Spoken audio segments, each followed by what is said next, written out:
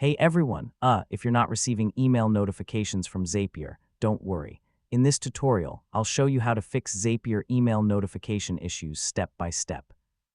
First, sign in to your Zapier account and open the Zap that is supposed to send the email notification. Make sure the Zap is turned on and running properly. Next, check your action step where the email is being sent. Verify that the email address is correct and that all required fields are properly filled in. Now go to your email inbox and check the spam or junk folder. Sometimes Zapier emails can end up there, especially if it's the first time sending from a new automation.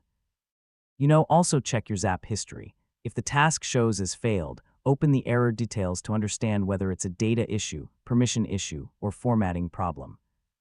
After that, make sure your connected email app, like Gmail or Outlook, is still properly linked to Zapier and hasn't expired or lost permission.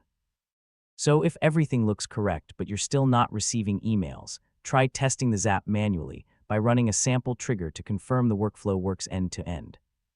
Finally, save your changes and turn the Zap off and back on again to refresh the automation.